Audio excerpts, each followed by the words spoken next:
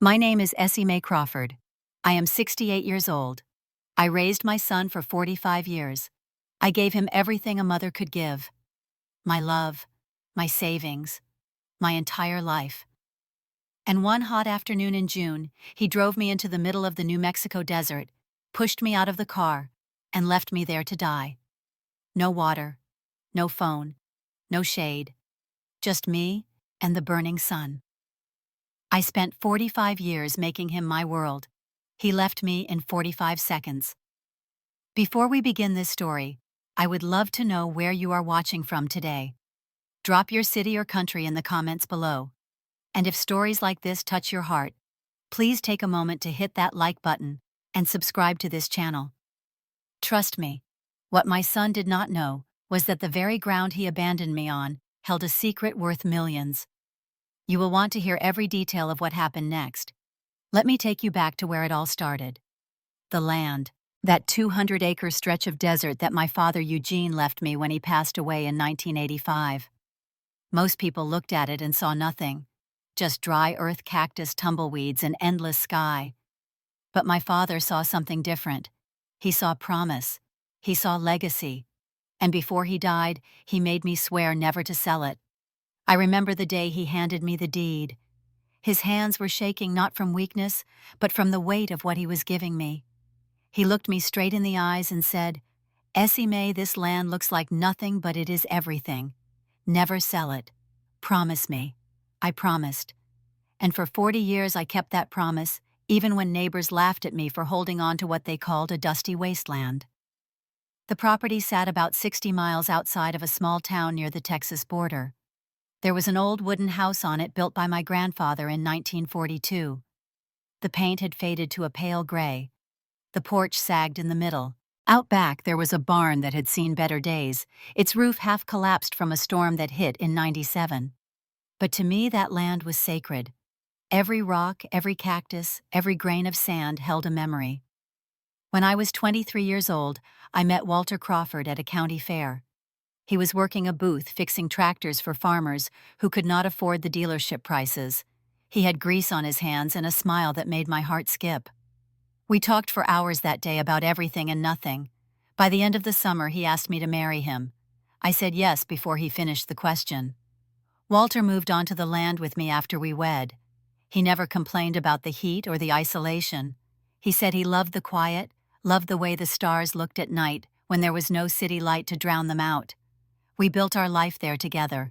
He worked as a mechanic in town during the day. I taught elementary school for 40 years, driving an hour each way because I believed every child deserved a good education. We were not rich, but we were happy.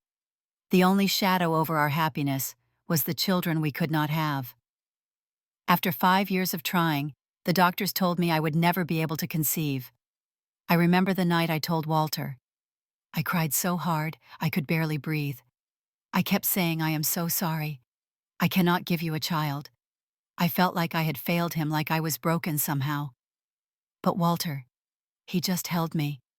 He wiped my tears and said, "Essie, a family is not about blood. It is about love. We will find another way." And we did. In 1979, a young woman left a baby boy on the steps of the church in town. The pastor called me because he knew how much I wanted to be a mother. When I arrived at the church, I saw this tiny bundle wrapped in a blue blanket. He was so small, so fragile. His eyes looked up at me like he already knew I was his mother. I fell in love with him in that instant. Walter and I adopted him. We named him Derek after Walter's father. We decided from the beginning that we would not tell him about the adoption. We wanted him to feel like he belonged completely without any questions or doubts. Maybe that was a mistake. Maybe if we had been honest from the start, things would have turned out differently. But at the time, it felt like the right thing to do. Raising Derek was the greatest joy of my life. I remember teaching him to ride a bike on the dirt road in front of our house. I remember helping him with his homework at the kitchen table, explaining fractions with pieces of apple pie. I remember the way he would run into my arms after school, telling me about his day like I was the only person in the world who mattered. I sacrificed everything for that boy. When he wanted to go to college, I sold my grandmother's jewelry to pay for his first year. When tuition increased, I picked up extra tutoring jobs on weekends. Walter worked double shifts at the shop until his back gave out. We never complained. That is what parents do. You give everything so your children can have more than you did. Walter passed away 12 years ago from lung cancer. He never smoked a day in his life, but he spent 30 years breathing in dust and fumes at the mechanic shop. The last thing he said to me was, "Take care of our boy Essie." And I promised him I would. After Walter died, I continued to give Derek everything he needed. When he struggled to make rent, I sent him money. When his car broke down, I paid for the repairs. When he said he needed a loan for a business opportunity, I withdrew my savings without asking questions. I trusted him completely. He was my son, the child I chose, the child I loved more than my own life.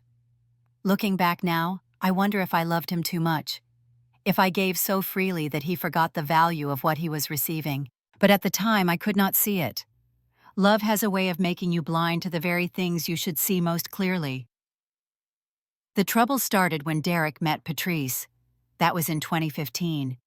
He called me one Sunday evening, his voice bubbling with excitement like a teenager with his first crush. He said he had met someone special at a company party.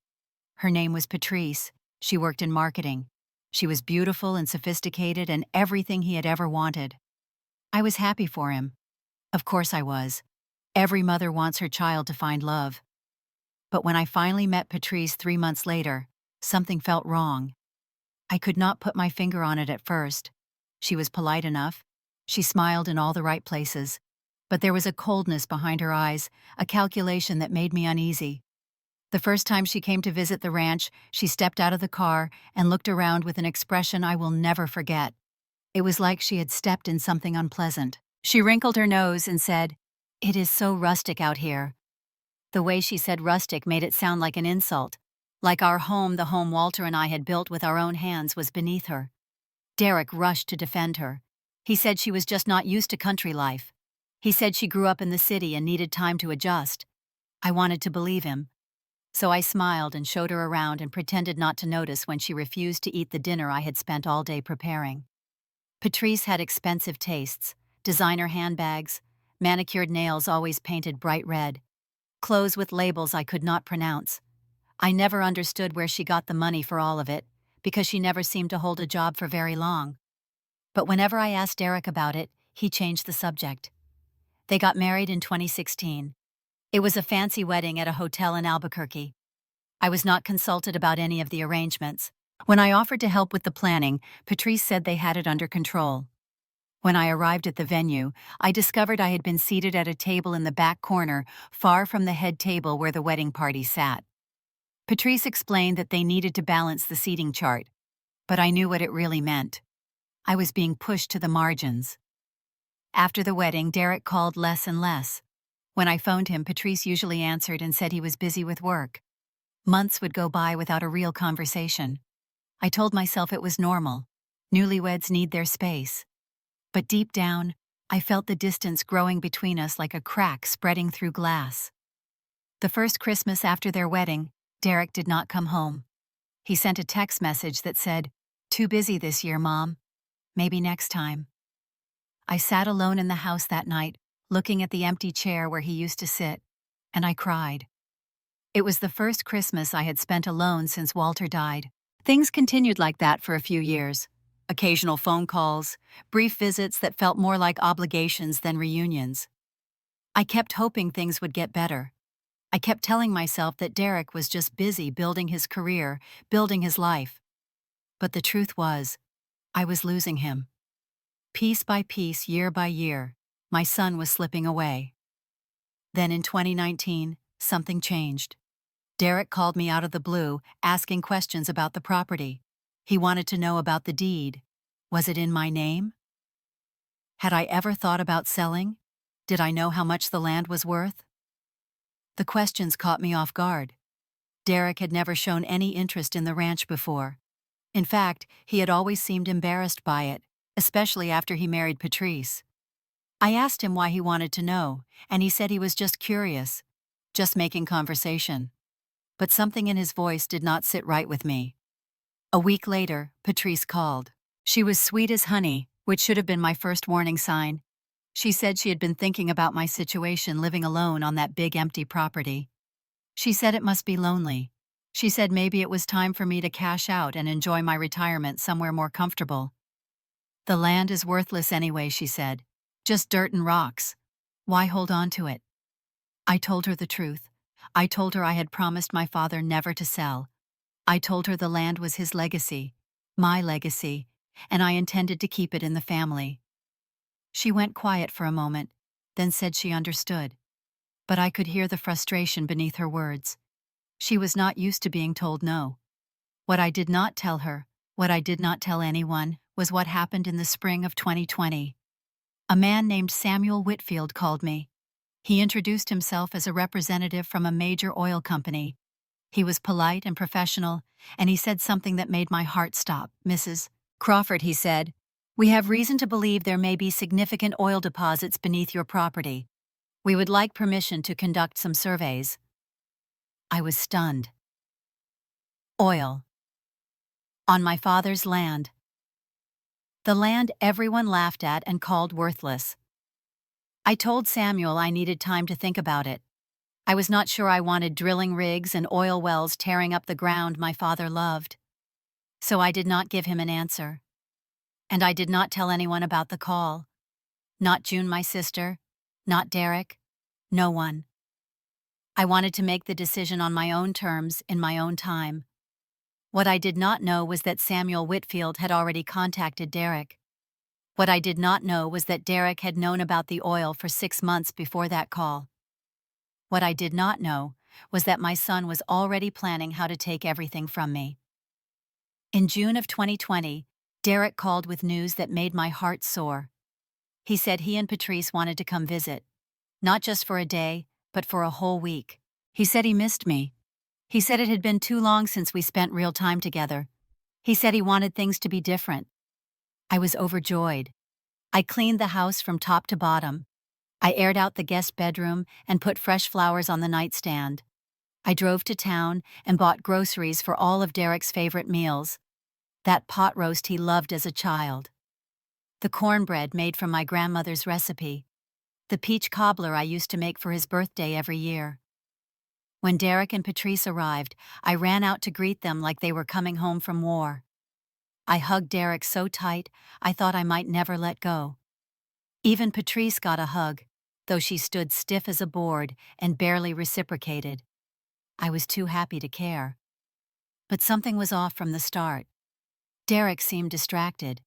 His eyes kept darting around the house looking at things. The walls, the furniture, the closed door to my study where I kept important papers.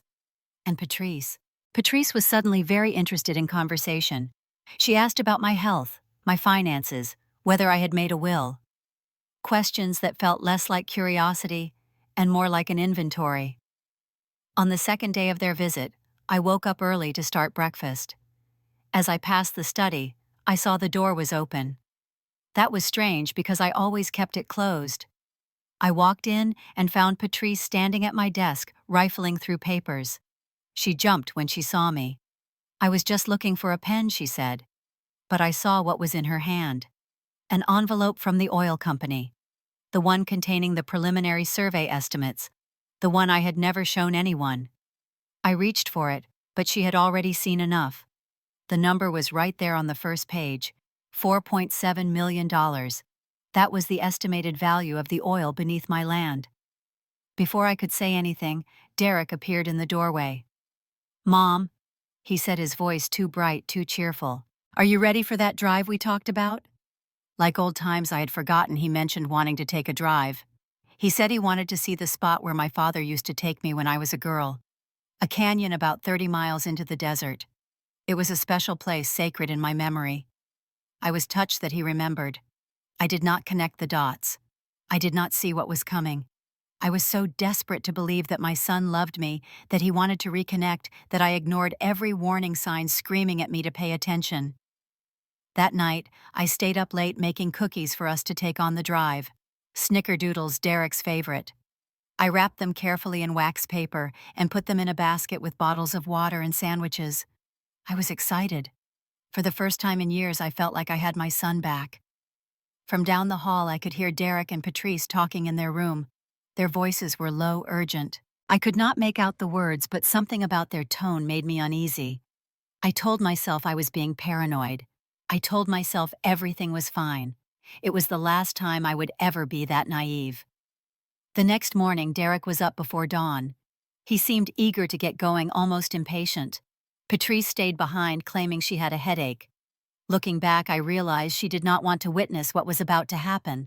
Even someone as cold as her could not stomach being there for the actual deed.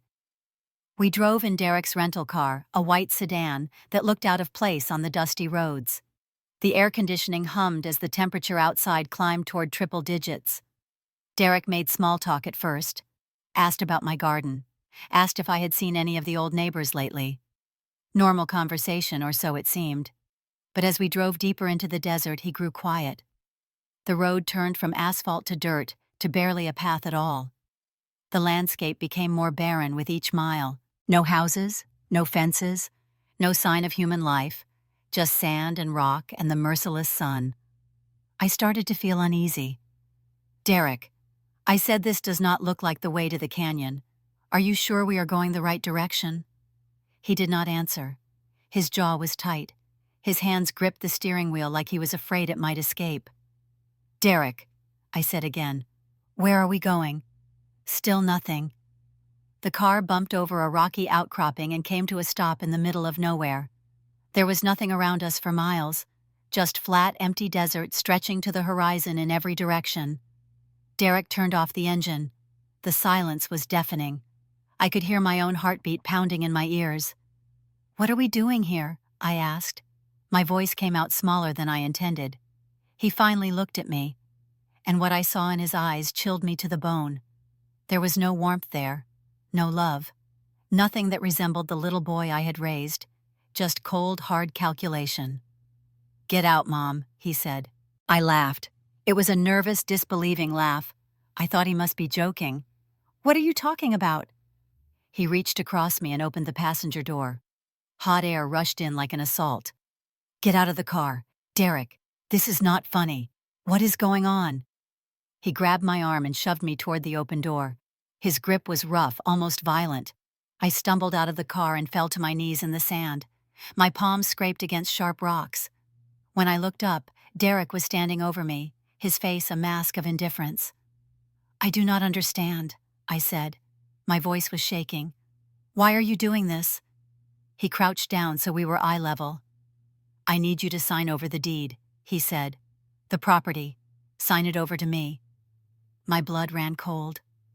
This was about the land. This was about the oil. My own son had brought me to the middle of the desert to force me to give up my father's legacy. "No," I said. "I will not do it." Derek stood up. He looked annoyed, like I was a misbehaving child who would not follow instructions. "Mom, do not be stubborn. Just sign the papers. Patrice has them back at the house. We can end this right now. You sign and someone will come pick you up." I struggled to my feet. My knees were bleeding. Sand clung to my clothes. I looked at my son, this stranger wearing my son's face, and I said the words that sealed my fate. I would rather die than betray my father's memory. Derek's expression flickered. For just a moment, I thought I saw something human there. A flash of guilt, maybe, or doubt. But it was gone as quickly as it appeared. "That is your choice, then," he said. He walked back to the car. I screamed his name. I begged him to stop. I ran after him, but he was already behind the wheel. The engine roared to life, and then he was driving away, leaving a cloud of dust in his wake. I screamed until my throat was raw. I ran until my legs gave out. But the car just kept getting smaller and smaller until it disappeared completely. And then I was alone. Completely and utterly alone in the middle of the desert, with no water, no phone, no shelter, and no hope. The temperature that day was 105 degrees. I was wearing a thin cotton blouse and jeans. I had nothing but the clothes on my back and a pair of worn walking shoes. The sun was directly overhead, beating down on me like a hammer. I stood there for a long time, unable to move, unable to think. My mind simply could not process what had just happened. My son, the child I had chosen, the child I had loved for 45 years, had just left me in the desert to die. Eventually, survival instinct kicked in. I picked a direction west toward where the sun would set and started walking. I did not know if I was heading toward civilization or deeper into the wasteland. I just knew I could not stay where I was. The first few hours were brutal. The heat was like a physical weight pressing down on me.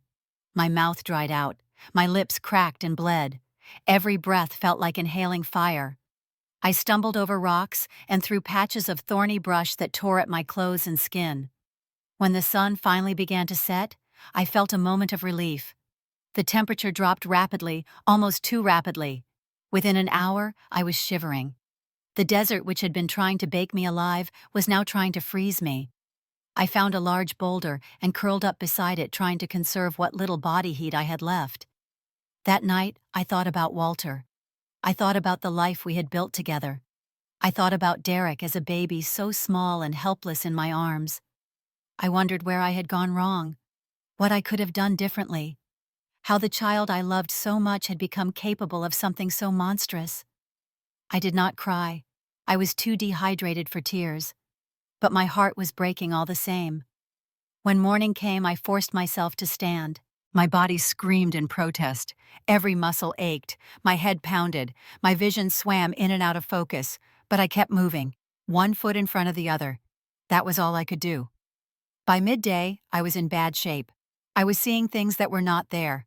Pools of water that vanished when I approached. Figures moving on the horizon that turned out to be nothing but heat shimmer. At one point, I saw Walter walking ahead of me, beckoning me forward. I tried to follow him, but he kept disappearing. I collapsed sometime in the afternoon. My legs simply gave out, and I crumpled to the ground like a puppet with cut strings. The sand was scorching hot against my cheek, but I did not have the strength to move. This is it, I thought. This is where I die. Before I lost consciousness, I whispered one last thing into the empty air. I forgive you, Derek, but I will never forget. Then everything went black. I woke up to the sound of an engine. A voice was shouting something in Spanish. Strong hands lifted me off the ground and carried me to shade. Water trickled into my mouth, the sweetest thing I had ever tasted. The face hovering over me belonged to an old man with weathered brown skin and kind eyes. His name was Hector Morales. He owned a small gas station about 15 miles from where I had collapsed. He had been driving out to check on a water pipe when he spotted what he thought was a pile of rags in the sand. That pile of rags was me. Hector saved my life. He called for an ambulance and stayed with me until it arrived. At the hospital, they told me I had severe dehydration, heat exhaustion, and second-degree burns on my face and arms. Another few hours in that desert, and I would have been dead. I spent 2 weeks in the hospital recovering. Hector visited me every single day. He brought me books and magazines and homemade tamales wrapped in foil. He never asked what I was doing alone in the middle of the desert. He just sat with me, kept me company, and let me heal at my own pace. On the third day, my sister June arrived. She had flown in from Albuquerque the moment she heard what happened. Her face was a storm cloud of fury and grief. She wanted to call the police immediately. She wanted Derek arrested and thrown in prison for attempted murder. But I stopped her.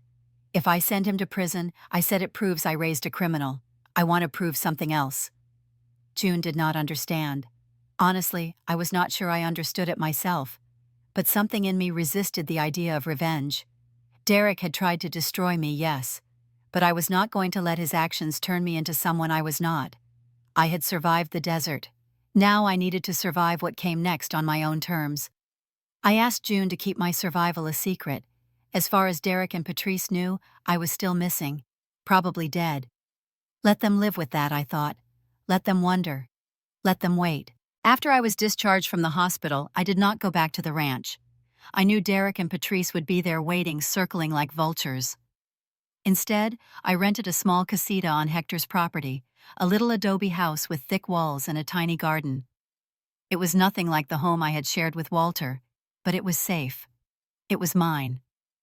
The first thing I did was call Frank Dawson, the family lawyer. Frank had known my father. He had helped draw up the original deed to the property 50 years ago, and he knew things about that land that no one else knew. Frank came to see me at the casita. He was a tall man with silver hair and a face carved by years of desert sun. When he saw the condition I was in, his jaw tightened with barely contained anger. "I heard what happened," he said. "And I need to tell you something, Essie. Something I should have told you a long time ago." He sat down across from me and folded his hands on the table. "Your father knew about the oil," he said. "He discovered it back in 1980. Had a survey done in secret. He knew exactly what that land was worth." I stared at him stunned. My father had known all those years, and he never told me. Frank nodded. "He made me promise not to say anything, unless it became absolutely necessary. He wanted to protect you. He was afraid that if word got out about the oil, people would try to take the land from you. He said it was better if you did not know." The irony of that statement was not lost on me. My father had kept the secret to protect me, and in the end, his silence had nearly gotten me killed. Frank continued, "But that is not all. About 6 months ago, that oil company rep Samuel Whitfield contacted Derek before he contacted you. Derek has known about the potential value of that property for half a year. He did not just stumble onto this information. He has been planning this for months." My stomach churned. 6 months. For 6 months, my son had been scheming to steal my land. Every phone call, every question about the deed, every sudden show of interest in my well-being. It had all been part of a plan. "There is more," Frank said. He pulled a folder from his briefcase. "Last year, Derek tried to have you declared mentally incompetent. He filed paperwork with the court, claiming you were suffering from dementia and could not manage your own affairs. I blocked it without telling you. I did not want to upset you, but I kept the records." I took the folder with trembling hands. Inside were copies of legal documents, all signed by Derek. Medical claims that were completely fabricated. Statements from so-called experts who had never even met me. A petition requesting that Derek be appointed as my legal guardian and given control of all my assets. My son had tried to steal my mind before he tried to steal my land. And when the first plan failed, he resorted to something far more brutal. The rage I felt in that moment was unlike anything I had ever experienced. For 68 years, I had been a gentle person, patient, forgiving. But sitting in that little adobe house holding proof of my son's betrayal, I felt something change inside me. The gentle mother was gone. In her place was a woman who had survived the desert, a woman who would not be broken. I looked at Frank and said, "Tell me what I need to do." Over the next few weeks, Frank and I worked together to secure my future. First, we changed my will. Derek would receive nothing, not a single penny, not a single acre. Everything I owned would go to a charitable foundation dedicated to education for children in rural communities. I would call it the Walter Crawford Scholarship Fund in honor of my husband.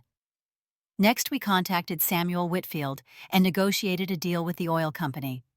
They would lease the mineral rights to my land for an upfront payment and ongoing royalties. The total value based on their surveys was estimated at $4.7 million over the next decade. All of it would be managed by a trust that Derek had no access to. Finally, I documented everything. Every detail of what Derek had done, from the fraudulent mental incompetency petition to the day he left me in the desert. I wrote it all down and gave copies to Frank, to June, and to a safety deposit box at a bank in Santa Fe. If anything happened to me, the truth would come out. While all this was happening, Derek and Patrice were living in my house, waiting for me to be declared dead. They did not know I was alive. They did not know I was watching. And they certainly did not know that the fortune they thought they would inherit had already slipped through their fingers. I kept my survival a secret for 2 years. During that time, I rebuilt my life from the ground up. I moved into a permanent home near Hector's gas station, a modest adobe with a red tile roof and a view of the mountains. I started teaching again, offering free tutoring to children from the local families who could not afford private education. I made new friends, joined a book club, learned to garden in the desert soil. Hector and I became close. Not romantically, but something deeper than that. We were both survivors, both people who had been abandoned by those we trusted. He never pushed me to talk about what happened, but he was always there when I needed him. Sunday dinners, morning coffee on the porch, Long drives through the desert this time in his old pickup truck with plenty of water and a full tank of gas. Slowly I started to heal. The physical wounds faded first. The burns peeled and scarred over. The dehydration damage to my kidneys improved with time. But the emotional wounds took longer. Some nights I woke up in a cold sweat dreaming of that moment when Derek drove away. Some days I would catch myself crying for no reason, mourning the son I thought I had raised. But I did not let the grief consume me. I had survived the desert. I could survive this too. 2 years after that day in the desert, Derek received a letter that changed everything. He was living in a cramped apartment on the outskirts of Albuquerque by then. Things had not gone well for him after I disappeared. Without access to my money or property, he and Patrice had fallen into debt. They had been living in my house rent-free, waiting for me to be declared legally dead so they could claim the estate. But the law requires 7 years before a missing person can be presumed deceased, and Derek could not wait that long. The creditors came first, then the repo men. Then Patrice's temper, which had always been sharp, turned vicious. She blamed Derek for everything, for the failed plan, for their poverty, for the life of luxury she had been promised but never received. Their marriage was falling apart, held together only by the hope of future wealth that seemed increasingly unlikely. Then the letter arrived. It was from Frank Dawson's office. Regarding the estate of Mrs. Essie Mae Crawford and the recent oil lease agreement. Derek's hands shook as he read it. Oil lease agreement. How could there be an oil lease agreement if his mother was dead, or missing, or whatever the official status was? He called Frank's office immediately. Frank took the call. Mr. Dawson. Derek said, his voice tight with confusion and fear. I received a letter about my mother's estate. There must be some mistake. She has been missing for 2 years. Frank's response was cold as ice. There is no mistake, Mr. Derek. Your mother is very much alive. She never was in any danger of dying. She survived the desert no thanks to you. And she has been managing her affairs quite capably since then. The phone nearly slipped from Derek's hand. Alive. His mother was alive. But how he stammered. We searched for her. We filed a missing persons report. The police said she was probably dead. Frank's voice hardened further. Did you actually search for her? Or did you just hope that the desert would do your dirty work for you? Because from where I stand, it looks like you drove your elderly mother into the middle of nowhere and left her to die. The only reason she survived is because a good man happened to find her, not because of anything you did. Derek was silent for a long moment. Then barely above a whisper he said, Where is she? Frank gave him an address, a small town about 3 hours south. And then he said something that would haunt Derek for the rest of his life. She knows everything, Mr. Derek. The oil company contact, the mental incompetency petition, every lie you told, every scheme you planned. She knows all of it. And she has written you out of her will entirely. You will not receive a single cent from her estate. Not now, not ever. The line went dead. Derek drove to find me the very next day. He told Patrice he was going to fix things to convince me to change my mind. Patrice told him not to bother coming back unless he succeeded. That was the beginning of the end for their marriage, though neither of them knew it yet. The drive took 6 hours. Derek had to stop twice because his hands were shaking so badly he could not grip the steering wheel. He kept replaying the moment in his mind. The moment he pushed me out of the car. The moment he drove away. He had convinced himself it was necessary. He had told himself I was old, that I would not suffer long, that the desert would take me quickly. He had not expected me to survive, and he certainly had not expected me to fight back. When he finally arrived at my little adobe house, he found me in the garden watering my tomatoes. I had seen his car coming from a mile away. I knew he would come eventually. I had been preparing for this moment for 2 years. He got out of the car slowly like a man approaching a wild animal.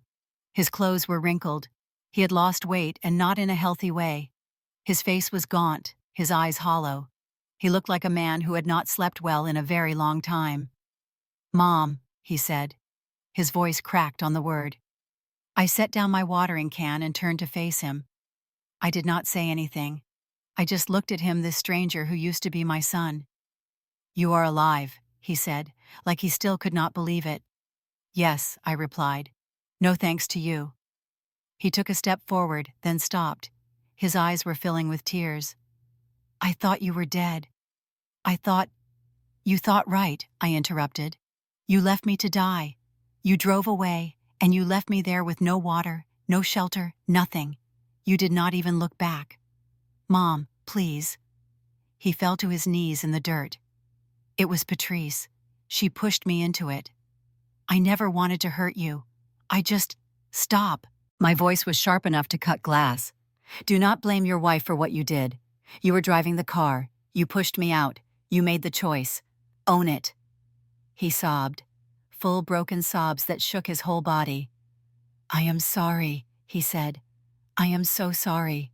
I do not know how I became this person. Dad would be so ashamed of me." I let him cry. I did not comfort him. I did not move to touch him. I just stood there and let him feel the weight of what he had done. "Your father would be heartbroken," I said eventually. "But more than that, he would be confused. He would wonder how the little boy he taught to ride a bicycle became a man capable of leaving his mother to die in the desert." Derek looked up at me, his face streaked with tears and dust. "Can you ever forgive me?" I was quiet for a long moment. Then I said something I had been planning to say for 2 years. "Derek, there is something you need to know. Something I should have told you a long time ago." I walked closer to him, close enough to see the fear in his eyes. "You are not my biological son. You were adopted." His face went blank. "What?" "In 1979, a young woman left you on the steps of a church. She did not want you. She abandoned you just like you abandoned me. I chose you. I chose to love you. I gave you everything I had because I believed you were a gift. And this is how you repaid that love." Derek stared at me, uncomprehending. I could see his world collapsing around him. Everything he thought he knew about himself, about his family, about his place in the world. It was all crumbling. "Your birth mother threw you away," I continued. "And I picked you up. I dried your tears. I raised you as my own. For 45 years I loved you like you were flesh of my flesh, and you repaid me by leaving me in the desert to die so you could steal my land." He had no words. His mouth opened and closed, but nothing came out. I stepped back. "I want you to leave now. And I want you to think about what kind of person you want to be. Because right now, you are exactly like the woman who abandoned you.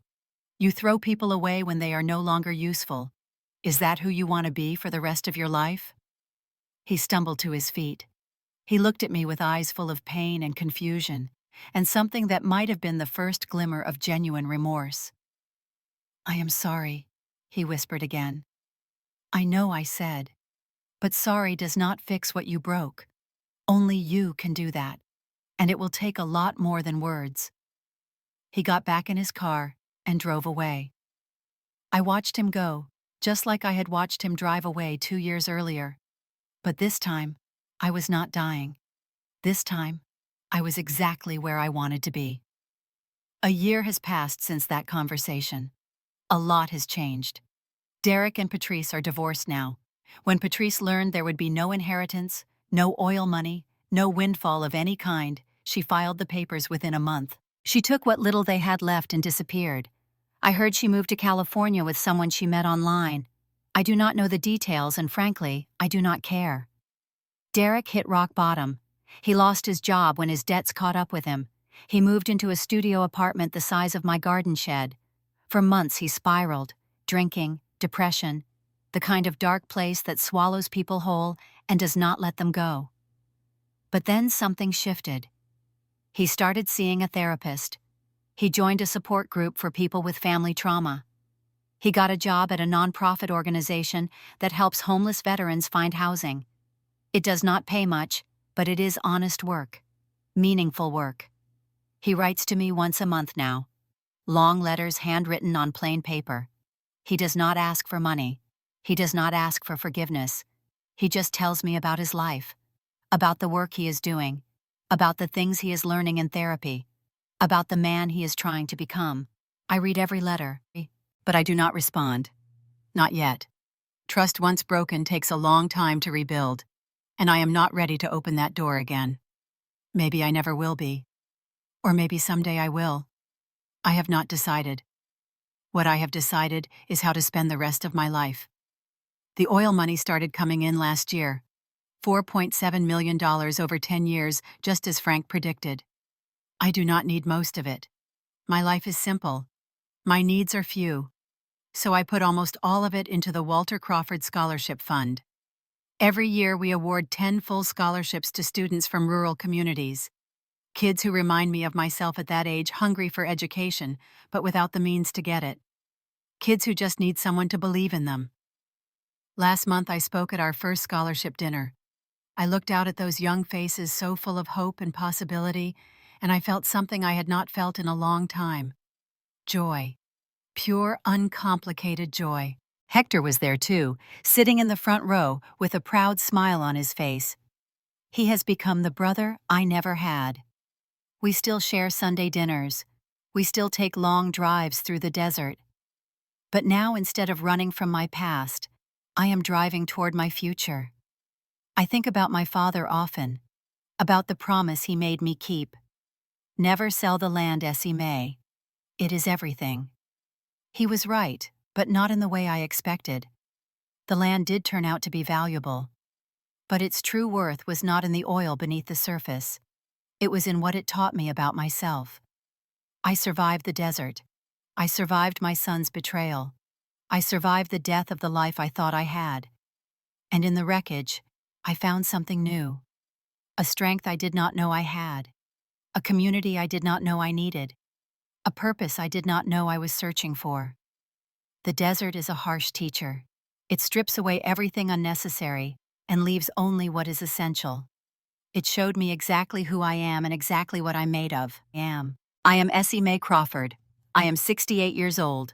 I am a survivor. And I am finally, after everything, at peace. If you are watching this and you are giving everything to someone who gives nothing back, I want you to hear me. Your love is precious. Your sacrifices mean something. But if the person receiving them does not value what you are giving, it is okay to stop. It is okay to protect yourself. It is okay to walk away. Setting boundaries is not selfishness. It is survival. And sometimes the most loving thing you can do for yourself is to stop pouring your heart into someone who treats it like it is worthless. The desert takes. But the desert also gives. It gave me clarity. It gave me strength. It gave me the courage to reclaim my life. And if I can do it at 68 years old, after everything I have been through then, so can you. No matter how old you are, no matter how much you have lost, it is never too late to start again. Now I want to ask you something. Have you ever had to set a difficult boundary with someone you love? Have you ever had to choose yourself after years of choosing everyone else? I would love to hear your stories. Please share them in the comments below. Your experience might be exactly what someone else needs to hear today. If this story touched your heart, please take a moment to like this video and subscribe to this channel. Your support helps us share more stories of survival, strength, and hope. And if you know someone who needs to hear this message today, please share this video with them. You never know whose life it might change. Thank you for walking through this journey with me. Thank you for listening. Thank you for being here. I wish you courage when you need it most. I wish you strength when you feel like giving up. And I wish you the peace of knowing that you are worthy of love that honors you, not love that tries to destroy you. Take care of yourselves. And remember, even in the harshest desert, flowers find a way to bloom.